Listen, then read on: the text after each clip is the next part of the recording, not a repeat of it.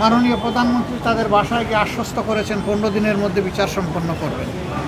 আমরা দেখতে চাই প্রধানমন্ত্রীর কমপক্ষে এই ওয়াদাটা শতভাগ বাস্তবায়ন। সময়টা আমার হাতে ছিল না, যার কারণে আমি আমার সহকর্মীদেরকে অনুরোধ করেছিলাম যে আমরা সবাই যাব, তাদেরকে সান্ত্বনা দিব, তাদের দুঃখের অংশীদার হব এবং আমরা আওয়াজ তুলব। ইতিমধ্যে আপনারা দেখেছেন যে এই পাশবিক বা নৃশংস হত্যাকাণ্ডের বিরুদ্ধে আমাদের প্রিয় সংগঠন সোচ্চার প্রতিবাদ করেছে, মিটিং করেছে, মিছিল করেছে, দাবি জানিয়েছে এই নরপশুর বিচার সম্পন্ন হওয়া নয়, বিচার সম্পন্ন হওয়ার পরে শাস্তি বাস্তবায়নের দাবিতেই আমরা কর্মসূচি করেছি। আমাদের দাবি একেবারেই স্পষ্ট, যারা এইভাবে আত্মস্বীকৃত দর্শনকারী এবং হত্যাকারী, এদের বিচার লম্বা হওয়া মানেই হলো এদেরকে সহযোগিতা করা, মানেই হলো অন্যায়ের পক্ষে নেওয়া, দুষ্কৃতিকারীর পক্ষে নেওয়া। এখানে বিচারটা মাননীয় প্রধানমন্ত্রী তাদের বাসায় গিয়ে আশ্বস্ত করেছেন 15 দিনের মধ্যে বিচার সম্পন্ন করবেন। আমরা দেখতে চাই প্রধানমন্ত্রীর কমপক্ষে এই ওয়াদাটা শতভাগ বাস্তবায়ন, এবং এটি যদি বাস্তবায়ন হয় সারা বাংলাদেশের 18 কোটি মানুষ খুশি হবে, ওনার জন্য দোয়া করবে। আমরা ওনার জন্য দোয়া করতে চাই, দেখতে চাই 15 দিনে এই বিচার সম্পন্ন হবে। এবং আমি পার্সোনালি বিশ্বাস করি যদি বিচার বিভাগ সঠিকভাবে এই কাজ করে, সিরিয়াসলি করে, তাইলে 15 দিন মানে 15 কর্মদিবসের মধ্যে এটি সম্ভব। অন্তত বিচারিক আদালতের কার্যক্রম সম্পন্ন করা সম্ভব। তারপরে দ্রুততম সময়ের মধ্যে এই রায়কে কার্যকর করার জন্য হাইকোর্টে পাঠাতে হবে।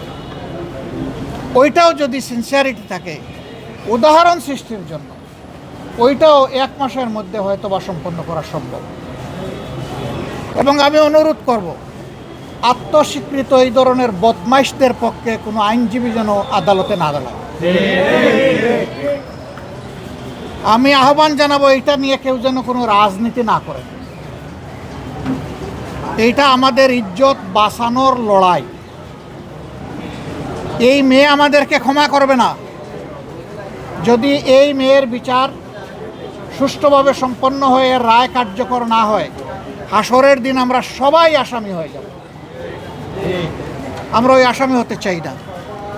একথা বারবার বলেছি আমরা যে এরপরেও আর এই ধরনের দেখতে চাই না, কিন্তু না, হয়েই চলছে, বন্ধ হচ্ছে না। তার মূল কারণ হলো বিচারের নামে অবিচার, বিচারের নামে দীর্ঘসূত্রিতা এবং বিচারের নামে তামসা।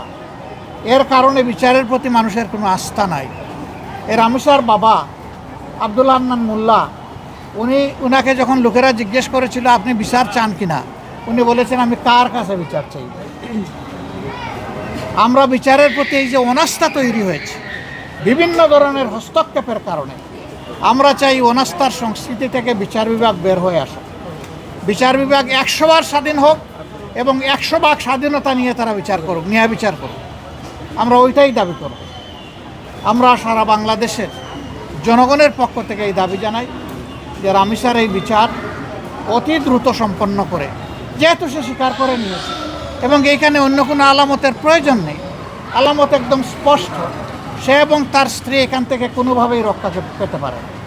এই দুইজনকেই বিচারের আওতায় আনতে হবে।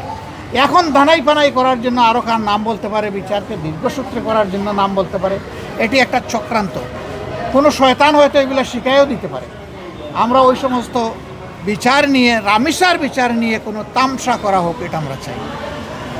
আজকে তার বিচারের প্রক্রিয়া শুরু হওয়ার কথা হয়তো হয়েছে। বাবা তো যার বুকের ধন হারিয়ে গেছে সেই বুঝবে কোন জিনিস সে হারিয়েছে।